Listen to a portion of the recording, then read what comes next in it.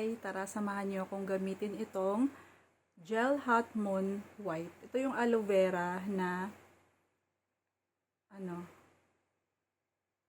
whiteheads remover. Alam niyo ba, for me personally, ito yung OG sa mga products na whiteheads remover.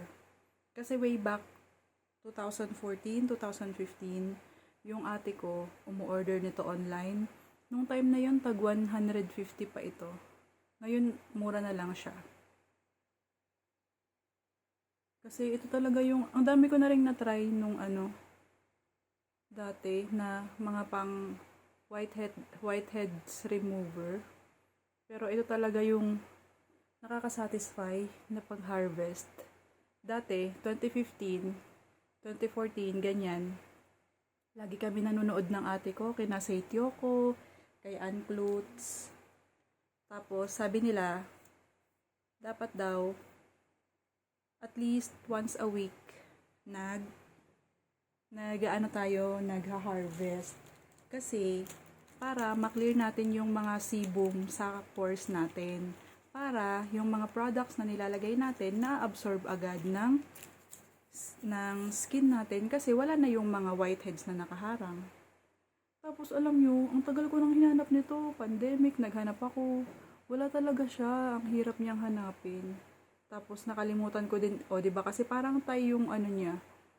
Kasi yung letter dito sa parang Thai. Ang hirap niya din i-search.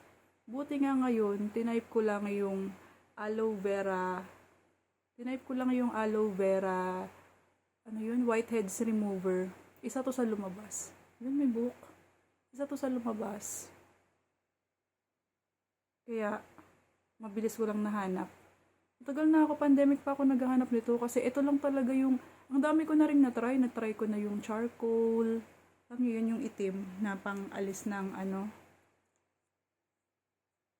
Dati, pinupuntahan ko yung mga pinsan ko. Inaalisan ko talaga sila nito ng mga whiteheads. Tapos nakaka-satisfy talaga.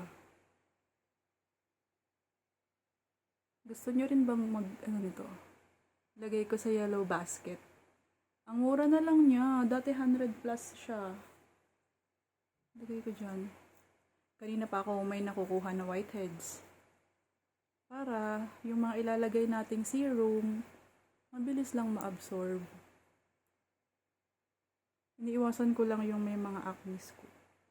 Alam niyo ba, inabot ako ng 2 gabi sa pagpupuyat, sa pagme-message, pagre-request ng mga free samples. Tapos may isa pa lang na-approve. Thank you. Masyado kayong generous.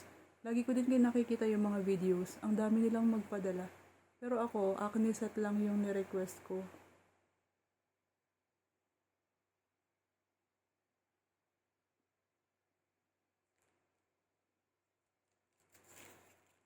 Meron na siyang ganyan na kasama. Tapos yung parang instruction dito, Thai yung sulat. Yung paper niya, parang yung yung nag-a-absorb ng oil sa face. Ganon siya. Dati naubusan ako, bond paper yung ginamit ko.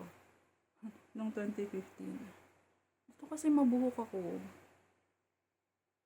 Dapat guys, nakahilamos na kayo bago kayo nito maglagay. Kasi mabubunot talaga yung iba yung buhok kaya di ka na pwedeng magbasa.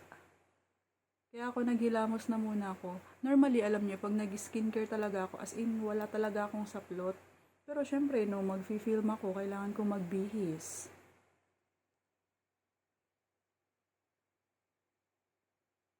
Tapusin ko lang to. So, ganyan na siya. Papatuyuin ko lang. Saka ko na siya tatanggalin pag tuyong-tuyo na. So, sa mga gusto ring maghanap nito, maglilink ako sa yellow basket. Ito yung Gel Hot Moon, pangtanggal siya ng whiteheads. Siyempre, kailangan nating mag-harvest ng mga whiteheads para naman sa susunod na maglalagay tayo ng mga serum, ng creams, agad siyang ma-absorb ng skin natin kasi wala na yung nakaharang ng mga whiteheads. So, ayun lang. Wait ko lang itong matuyo. Thank you for watching and maglalagay ako ng link sa yellow basket. Thank you!